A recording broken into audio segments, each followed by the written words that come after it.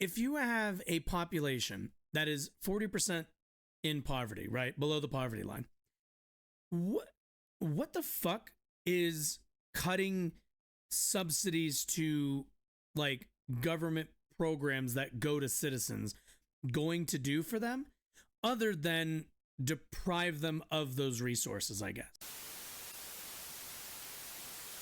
that's what I thought. I was like, you guys hold elections on Sundays. That's interesting. Okay, let's read a little bit of this and then we'll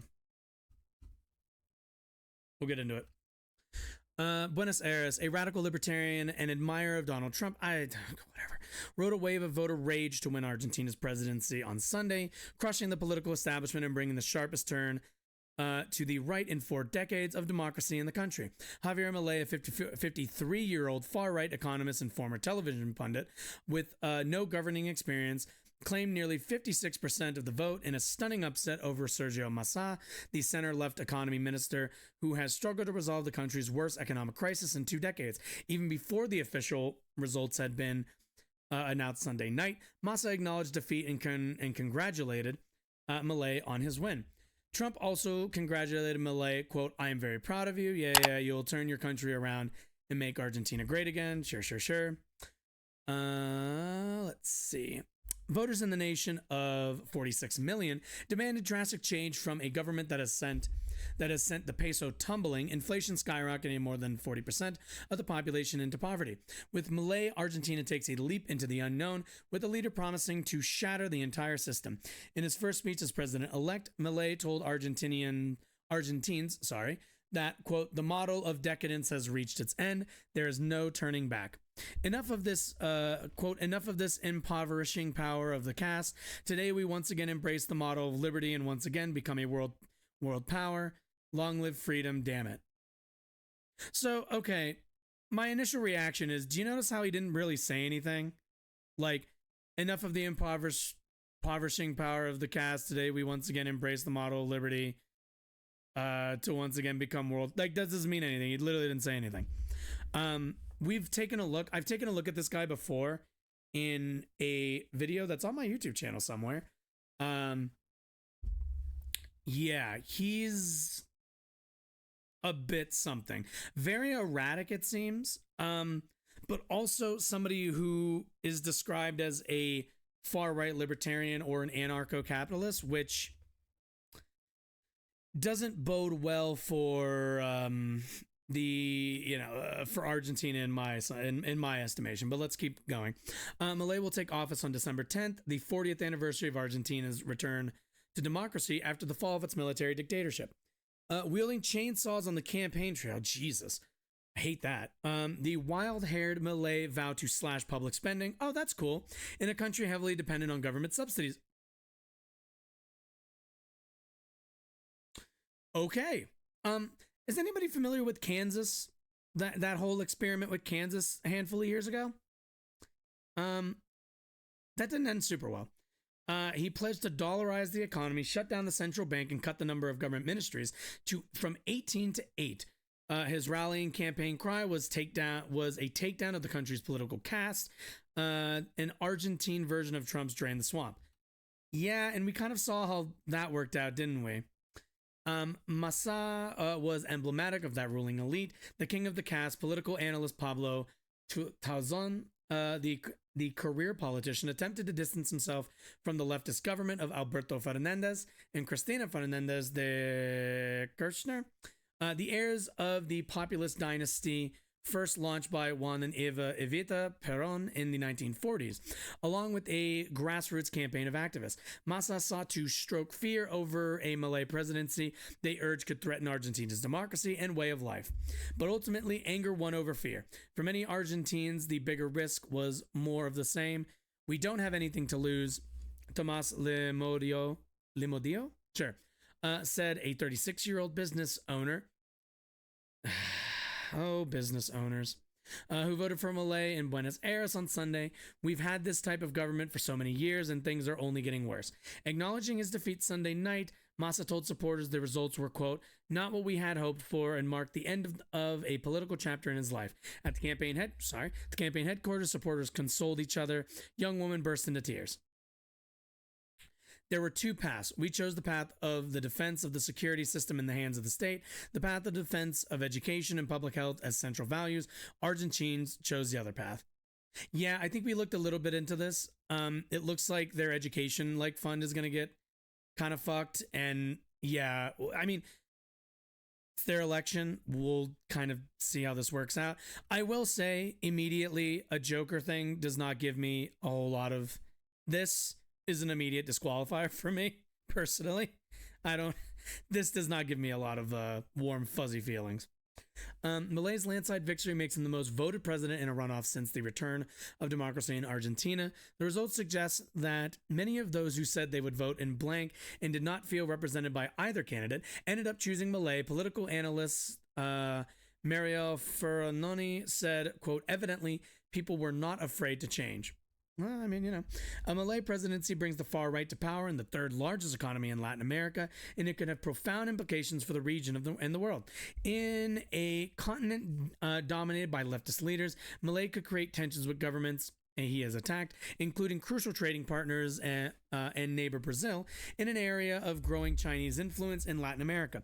Milei could become the region's most vocal antagonist to a country he once called, quote, an assassin.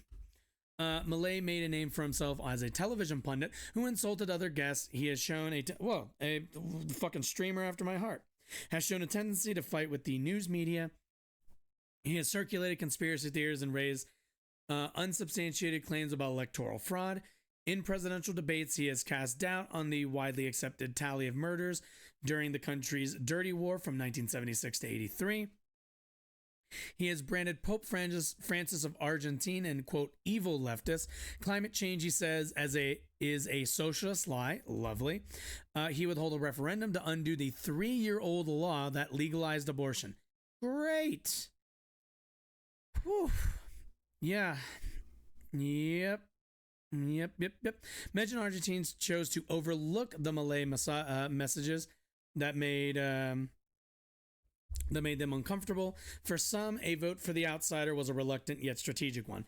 The thinking is well, maybe since Milei is crazy, he'll launch himself like a kamikaze and make necessary reforms that previous leaders refused to make in fear of getting kicked out of power. Suzanne said, let's use the crazy man to make the reforms that the rational ones didn't want to make. That's one of those things where I really understand I totally understand the logic behind that. It's definitely one of what's it called? What's the word I'm looking for? Of desperation. For 16 of the past 20 years, Argentina has been governed by the powerful populist machine known as Peronism. The country's leaders have left a once wealthy nation, but often volatile economy in its worst shape in 2 decades. Quote, we're living what we could call a second lost decade. For only the second time in history, Argentina has seen 10 years without economic growth. During that decade, poverty rates shot up from 28% to more than 40%. Now, for the first time ever, even formal workers in Argentina's economy are below the poverty line.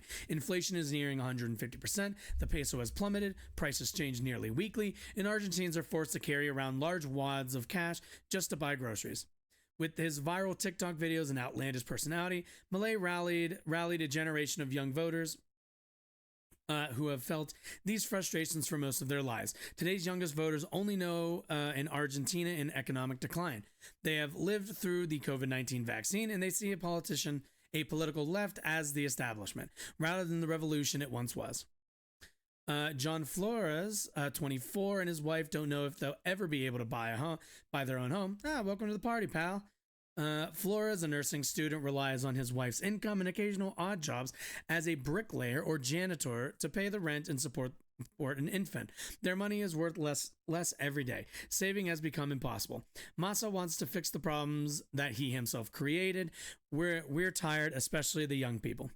The question is whether Milei will be able to fulfill his mandate with strapped financial resources, no governing experience, and few political allies in the legislature. Even compared with the Trump and Jair Bolsonaro, the far-right former Brazilian president, Argentina will have the most outsider of outsiders that has existed in years, Tozon said. Milei will take office as the weakest president in the 40 years since the country's return to democracy, said Argentine political analyst Lucas Romero. This is only because he lacks a majority in Congress, but also because he owes at least part of his triumph to a former president, Mauricio Macri. I don't know why did I do that with a fucking French accent? Whose endorsement in the weeks before the vote gave Milei the political backing and credibility he previously lacked. Oof. What is that? Okay, never mind. His triumphs are expected to be seismic, affecting Argentina's economy. Okay. I think we kind of get the gist. Yeah.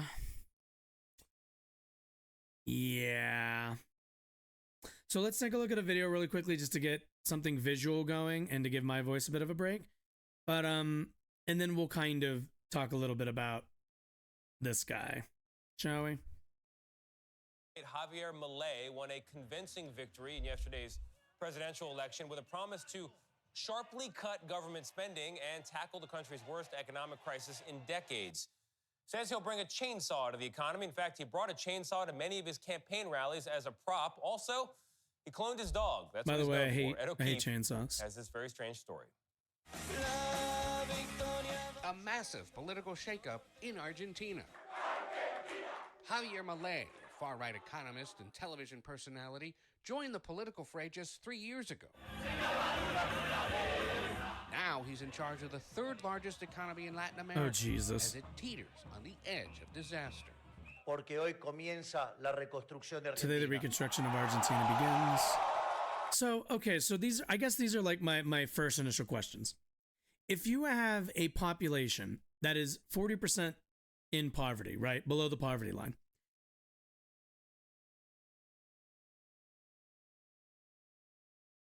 what the fuck is cutting subsidies to like government programs that go to citizens going to do for them other than deprive them of those resources? I guess that's like, you know, I'm not an economist. Let's be really clear about that. I'm not an economist, but like, if you're an Argentinian and you're like, there are resources you are getting through government programs, what the fuck do you do when that program is shut down by this guy and now you get none of it?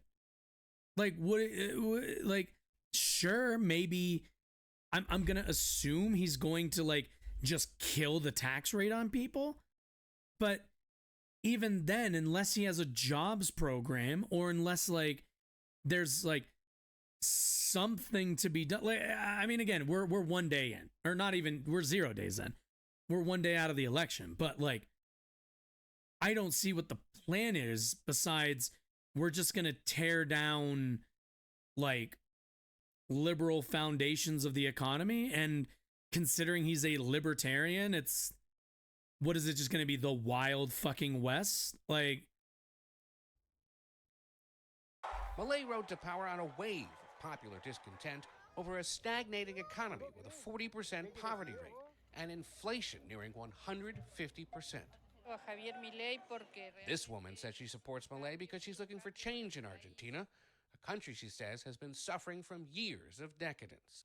He became known for his unorthodox showmanship during the campaign, wielding a chainsaw to symbolize his war on government spending, I don't like chainsaws. threatening vital public services. And yeah, like these are public services. These are like for the people. Like we've seen what happens a little bit. You know what we'll do? We'll watch a little bit of if I can find the Kansas video I watched a long time ago. We'll watch that to kind of take a look. But anyway, no. What I'm curious about, what I'm Googling on the side is what is the Argentina not poverty rate. I guess I'm wondering what the unemployment rate is. Unemployment rate decreased to 6.2. Okay, so they don't have an awful unemployment rate. Let's take a look. Public services are parasiting the Argentinian economy. They aren't for the people. They're for Buenos Aires and for the political leaders. I guess I don't know what, like, I don't know too much about, like, what public services is he trying to? Unemployment reduces while inflation rises. Yeah, like they don't have an awful but what services? I guess the question is always like, what services are we talking about? Do they have healthcare? Do they have socialized healthcare over there? I don't know. I'm not, well, I'm from America, but like ethnically I'm also not from Argentina either. U.S. dollar bill with his face on it, part of a widely Can't criticized describe it, campaign to use the U.S. dollar as Argentina's currency. The self-described anarcho-capitalist has also advocated for eliminating the country's central bank. Milei's controversial tirades against what would eliminating the central bank do? Okay. the political class have drawn comparisons to neighbor Brazil's former president Jair Bolsonaro, as well as former President Donald Trump, who sent congratulations to Milei on Truth Social, saying he will make Argentina great again. For CBS Morning, Okay. I'm Ed O'Keefe. Yeah, I bet you want the central bank on. All right. Let's watch this, shall we? Why don't we watch this? Because whoa, that's loud. In a as small office fuck. in Buenos Aires, Even a in my black fucking ears, market it's loud deal as shit. is underway. If they're caught, those involved could end up in jail. But it's not drugs or weapons being sold. It's money. Central bank has too much of a tendency to be corrupt. If you replace it with the Fed, that is a much more trustworthy institution. The world will have more trust in the Argentinian economy. When you say replace it with the Fed, do you mean like establish the federal, like a Federal Reserve there? Or do they already have a Federal Reserve? The American Fed? Okay. Right. This is why is Argentina's economy such a mess? By the economists. So certainly this isn't going to be by some leftist like me. Despite the risks, deals like this are commonplace in Argentina's capital. And they are one in a long list of economic woes, like hyperinflation, President Menem inherited a country in economic and social disorder. bank runs, even an ex-president found guilty of defrauding the state. Fernandez has dismissed the trial. It's a witch hunt. The problem is that, as we normally say, Argentina is a country that never... Am I going to come out of this and just be like, oh, so like a lot of South American countries, Argentina's been kind of like fucked by like political strife and like corruption and probably a little bit of foreign involvement over the last like 60 years? I wouldn't find that to be super shocking, but hopefully that's not the like TLDR version of the story.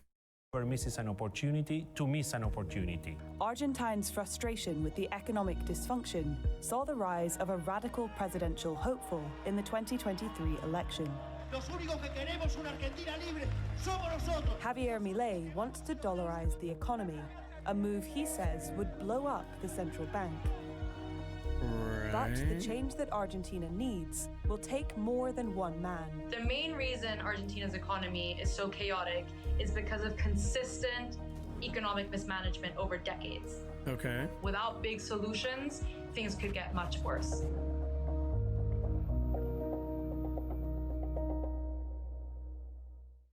Events of the past few years have been difficult for the world economy. This is going to be a tough year, tougher than the year we leave behind. This financial storm hit when Argentina was already in peril. To understand how bad it is for South America... The gold standard? Oh my God. A gold or silver standard. Why? Like, they're like, okay. ...the second largest country, take a look at inflation. Countries like Britain have experienced annual price rises on par with the world average. The problem with the gold standard is like the gold standard, as far as I understand, like the gold, there is a built-in like limit to the gold standard. Like there's not really, you know what I mean? Like the way our economy works now is, especially here in the US, is largely on credit, right? Like all of it is kind of just up in the air. Like it's all kind of just credit and imaginary money. Whatever's in your bank, there is no like, physical banks holding wads of cash that they then distribute into each person's like little like fucking piggy or whatever the fuck isn't really a thing anymore, right? And now because of like the way that like financial like the current financialization of the world and the way that we trade and the way that we like credit other countries and everybody in these economies, like super more complicated, certainly, but also it's led to like rapid and mass growth of our societies. I don't really think you'd get that on the gold standard. High single digits. Argentina's inflation hasn't been that low in decades. The rate has been higher than 100% for almost all of 2023. Right now, only Venezuela and Lebanon have higher rates. And it's really hard to kind of just imagine what that's like. For some people, they just can't make ends meet anymore. Inflation this high forces many Argentines to get creative. Argentines save in dollars because saving in local currency in a local bank has been a recipe for disasters. Even this isn't easy. Right now, Argentines can only legally buy $200 a month at the official exchange rate. That has created a vast black market for currency. Dealers line the streets of the city center, while people hoard stashes of cash at home. Wait a minute, correct me if I'm wrong. Wouldn't the value of like a dollar, like, wouldn't that naturally begin to like deflate as like there's only so much gold that you can find and there's only so much gold that you can trade. So wouldn't that have a natural cutoff point? Again, not an economist. I don't like, but as far as like thinking about it as a layman, I'm like, there's only so much gold, meaning like after a certain point, the value of each individual dollar will only precipitously go down the more and more gold that we eventually like, you know, run out of. You would eventually, I feel like, have to create a synthetic like gold to continue to have it keep up with the US economy. Also, I don't think we can just go back. I don't think that's something we can just go back to now that we're this far into this kind of economy.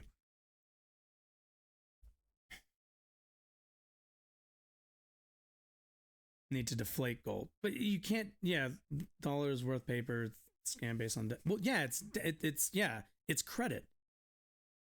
Like what's in your account is credit. It's not. It's data on a line. It's numbers on a spreadsheet now, which is a lot easier to manage than physical gold.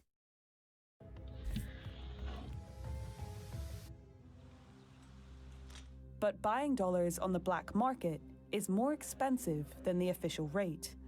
Hoy el mercado tenés un dólar de 760 pesos contra un dólar oficial de 360 pesos. La brecha es enorme. El Flaco is one of a handful of bosses in Argentina's currency black market.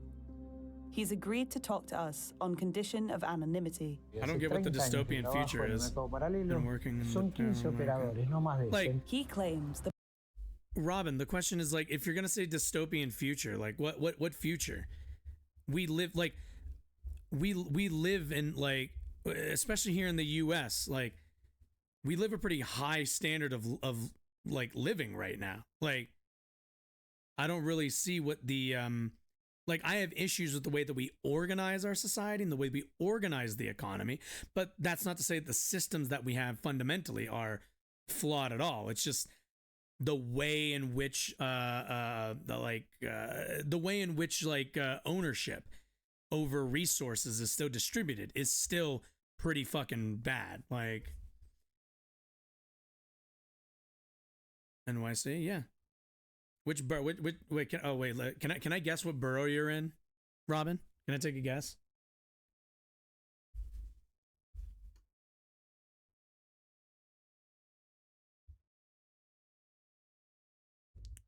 I'm gonna guess. Okay. So because you've come in here in the way that you did, I could be an asshole and just say Staten Island and assume you're one of those like Staten Island conservatives, but I'm going to be charitable and guess that you're coming out of Brooklyn. Yeah, that's gonna be my guess. It's my final answer.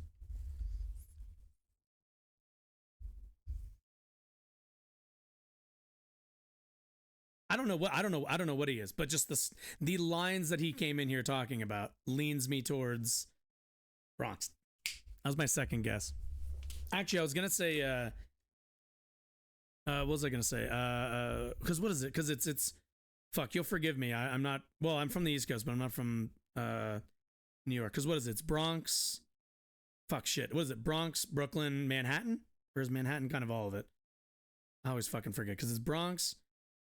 I'm pretty sure Yonkers is in there, right? Staten Island.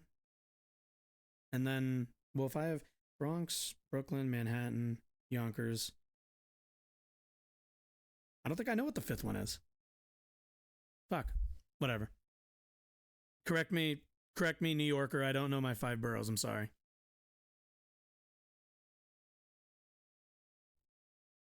The black market has tacit approval. En la bolsa de comercio se negocia absolutamente todo.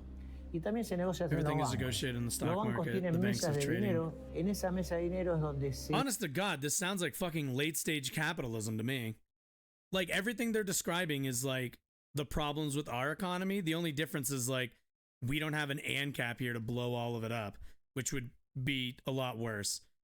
But yeah, I mean, when you have an economy that's like powered to like what's the word, empower and like centered around, I'm guessing Buenos Aires being like the city. I'm assuming like because Buenos Aires is like the main, I don't know if it's the capital, but it's like the city in Argentina. I would assume, based on like what little information I have right now, I would assume that like the case is that like too much of the society has been geared towards favorability towards people who live in the upper class of Buenos Aires, and not enough worker power has been reinforced, not enough of like people's ability to like get by on stable wages has been have been secured. So like again, we'll just keep watching, but that's kind of like what I'm hearing is a lot of Americans' problems with the financial system here in the US, which are valid, certainly, but you know, it's not like I think that that's like this is like novel at all. Forman los precios, que obviamente se trabaja en forma paralela, no es una forma legal de trabajar. Entonces, digamos que es un mercado so ilegal, let's say it's illegal market, but pseudo legal if you look at it day to day. Legal, acorde a lo que vos ves diariamente. With a GDP of $630 billion US dollars, Argentina is one of the largest economies in South America. But this booming black market is a symptom of just how bad things are, and the roots of the problem run deep. The main reason Argentina's economy is where it is today is historical. Once one of the richest countries in the world, there are many reasons behind Argentina's decline, including the legacy of this man, Juan Domingo Perón, elected president in 1946. He came to power after having been inspired by Mussolini's fascist Italy. Oh, lovely. That's always a good sign. Fascism was a strong state that's very intrusive, and a strong emphasis on nationalism. Oh, lovely. And he combined that with also having a very strong labor movement.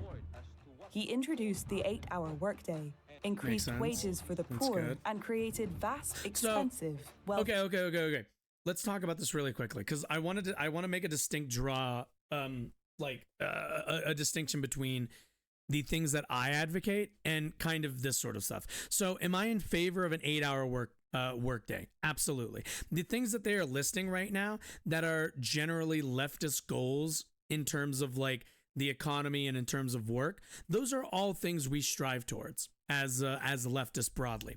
Unfortunately, the issue that I think Argentina's running into is kind of where those things are coming from. I mentioned to Robin earlier a Marxist analysis of the situation, meaning like when I think about like the problems with central banking, it has nothing to do with like somebody being Jewish at that bank, right? It has everything to do, in my mind, with the ability for a small number of people to make huge decisions on a democratic populace, undemocratically making decisions for just in massive millions upon millions of people.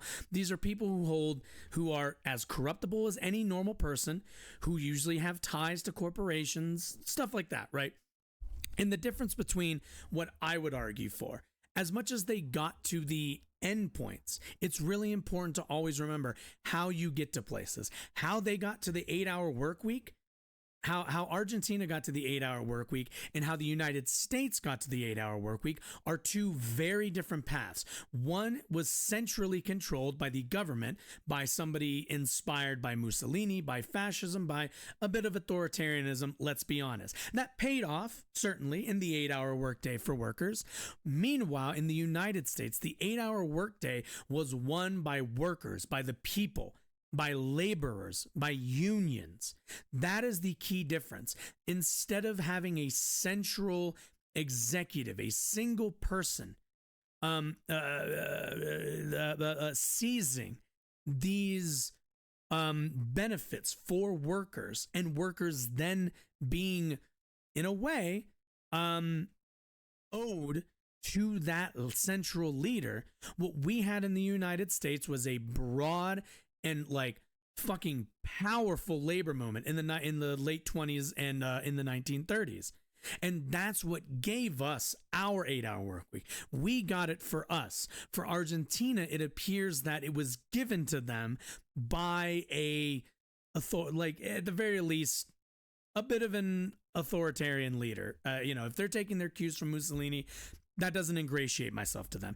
This is not they might have gotten to the same point, but like I said, it's very important to recognize and I think analyze how you get there. A lot of times as a leftist and as somebody online, I find myself agreeing with kind of the end goals of people who are even like oppositional to me, conservatives as an example. Sometimes we agree that the economy isn't working for everybody, but it's in the details of why we believe that and how we want to fix that that's where you see the real differences. For some people, it's the economy isn't working for people, so we need to blow up the central bank, or we need to go to the gold standard, or we need to allow corporations to take more control, or we need to loosen the regulatory grounds for litigation against companies, that sort of stuff, right?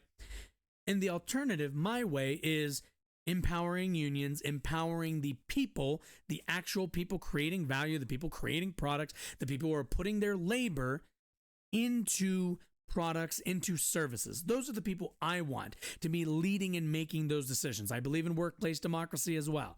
So while we want to get to the same place, a better economy, one that works for everybody, how you get there and why you want to get there are important factors.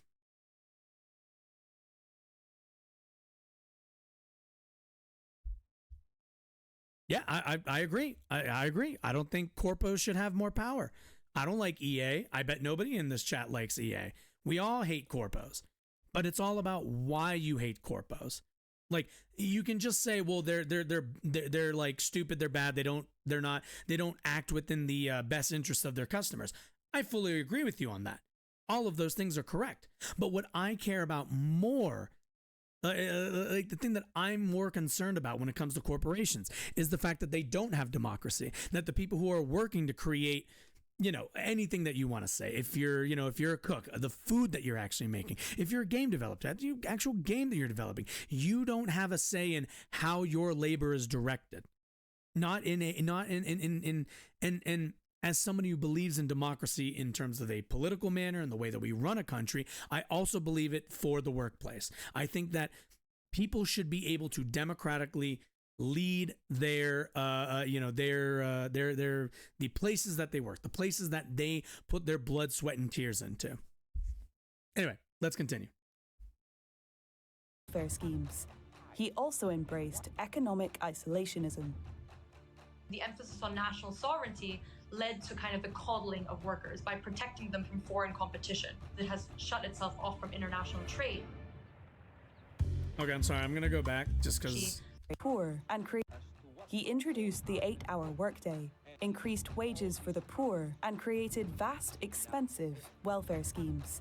He also embraced economic isolationism.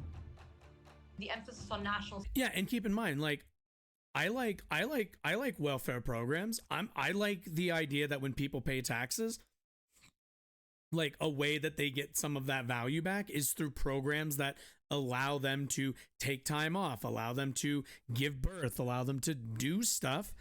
But when it's not worker driven, it's at the decisions for how those things play out are left to the people. They're left to one person, or in this case, one political kind of organization, or at the very least, if not an organization, one like political caste, I guess, as Milei puts it. Sovereignty led to kind of the coddling of workers by protecting them from foreign competition that has shut itself off from international trade. Today, Argentine politics is still dominated by his legacy. Peronists have been in power for 16 of the past 20 years. One of the... All right, Robin, we should really, okay, so you're doing like a philosophy. We should really have a conversation about communism one of these days, because something I find people say is they just throw it's just communism is things I don't like, or communism is when the government does things. We really need to expand your understanding and definition of communism. Well, it won't be today, obviously. I hope you stick around. I'll be doing this twice a week for lengthy periods, but we'll work on that. I want you to at least, if you want to oppose those things, I have no problem. But like, I don't want you to look like an idiot when you just say, "Oh, that stuff's communist." Welfare states aren't communist. Issues, if anything, they're Peronism, liberal. They haven't evolved. They're a sign with of globalization and with the liberal world. governing. Argentina's exports have shrunk as a percentage of global exports year after year. In the mining sector, Argentina has one of the largest reserves of lithium, and also it's very rich in copper. Just to think that Chile is the biggest copper exporter in the world, and Argentina produces zero copper, and we share the same mountains. As well as remaining isolated from the world economy, the government also still hugely overspends on things like price subsidies. The average European spends around $40 a month on electricity. Also, when I say liberal, I don't really mean like in an American sense. I mean in terms of like liberal society, like the running of a liberal, what's the word I'm looking for? A like modern liberal society usually institutes like some, not always great and not always like enough welfare programs, just because that's kind of a bedrock to modern society under like liberal governance. Electricity. And I mean like liberalism in the very basic liberalism. 8 times less. In 2022 alone, this cost the government $12.5 billion, around 2% of Argentina's GDP. But government largesse goes beyond welfare. And also not welfare states, welfare programs. Of the 13 programs. million people in formal employment in Argentina, If I said over states, a third of them are employed by the state itself. A lot of spending goes on paying salaries and pensions. You actually wanted to go on things like investment, technology, infrastructure, helping the poor, rather than paying public wages.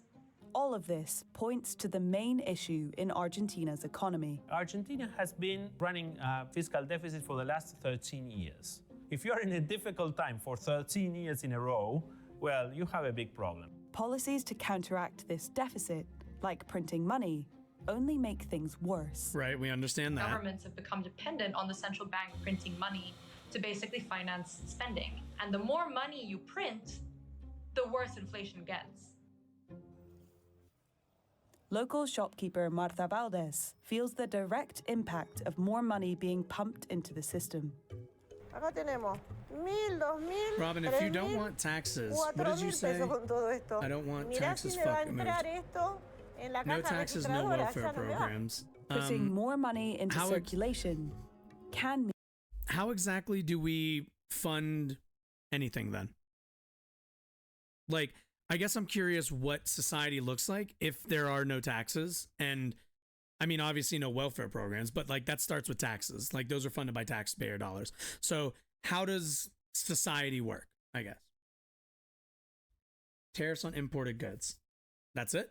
Just tariffs on imported goods? That's all?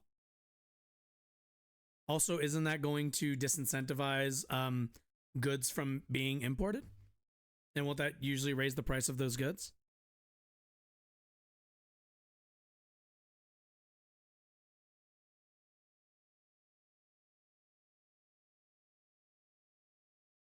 It's worth less.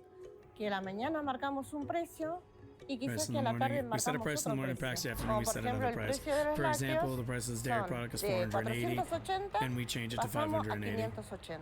En ese periodo nosotros perdimos. By that time we've lost Porque because ya in en the la tarde afternoon es it's already a otro different precio. price. Jesus. Trabajás Can you para imagine nada, having to porque no fucking ganás go around nada. and retag those every morning?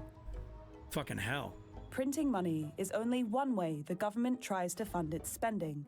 Another is borrowing. So Argentina has borrowed a lot of money, but it has also defaulted so many times that people don't want to lend it money anymore.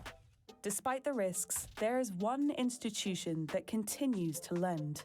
Yes, the IMF. Today, Argentina's debt to the IMF is more than double that of Egypt, the second highest borrower. All told, Argentina holds almost a third of all of the IMF's total lending.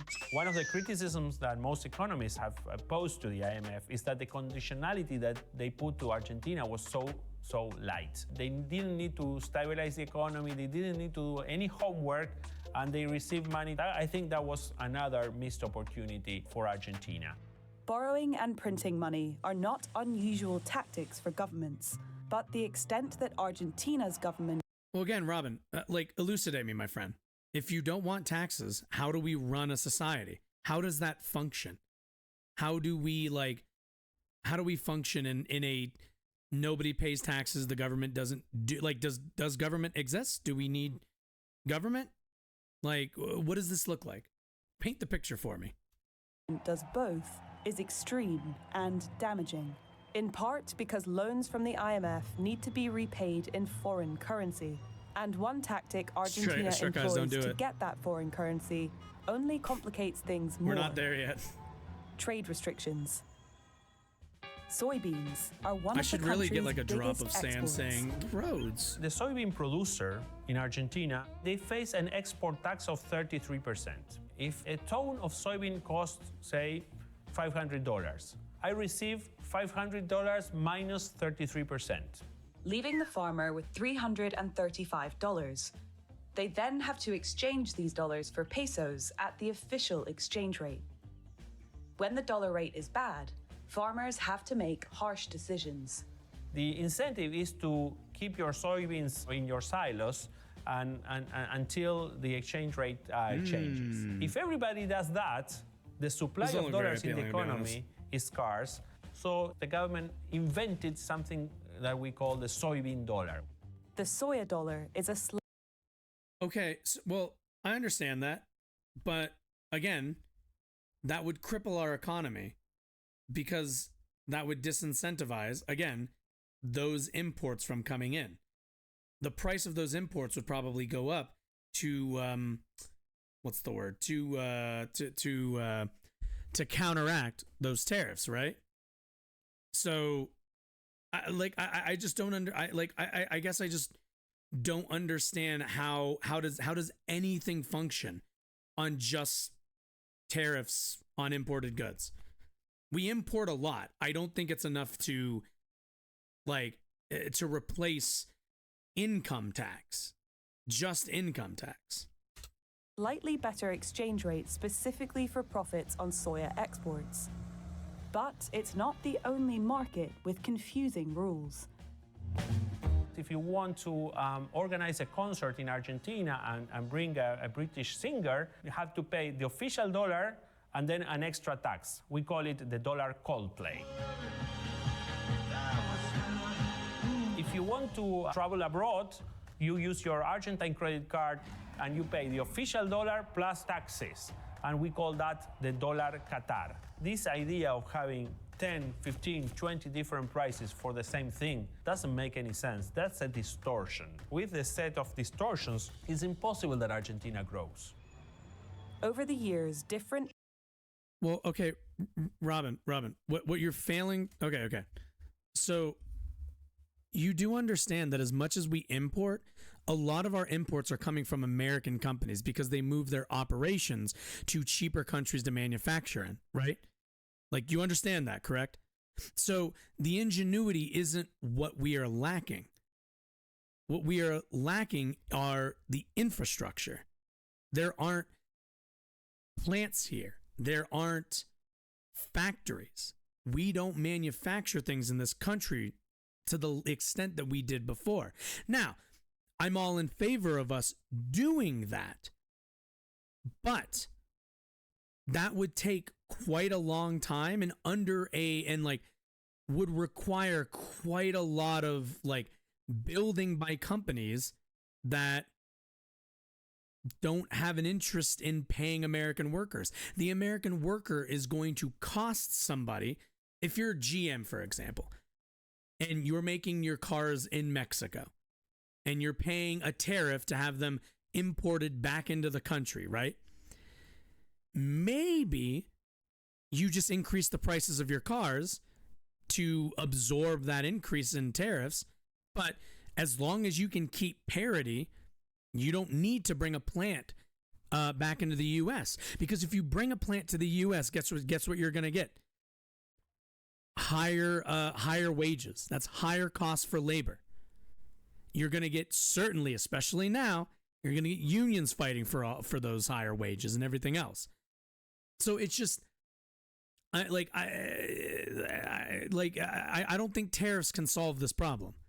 If anything, I think it creates a lot of other issues that branch out into the economy. Presidents have proposed different solutions to the economic conundrum, but the outcome tends to be the same: more debt and more inflation. Hoy estamos más pobres que antes. It's really, really hard to fix Argentina's economy, and that's because many of the things that we've talked about are linked. Everybody agrees the government needs to spend less. One way to do that is by reducing subsidies. But if you do that, you're going to push up inflation. Everyone knows the currency needs to be devalued, but if you devalue the currency, that will also push up inflation. So it's really hard because tackling one part of the puzzle means that things could get much worse before they actually get better. As the 2023 presidential election approaches, it will be difficult to convince a disillusioned population that short-term pain will bring long-term prosperity. El tema principalmente es the biggest issue is what is going to come next with the government. El gobierno de turno. Yo no creo I don't think things are que going to change. a cambiar. Estamos en una situación muy We're in a very, very bad situation. The real heart of the problem is trust. If Argentina cannot win back the trust of its citizens or the trust of the markets, it's never going to be able to fix its problem. And in order to build trust, you need to have good policies for decades, not just for a few years, not just for one government.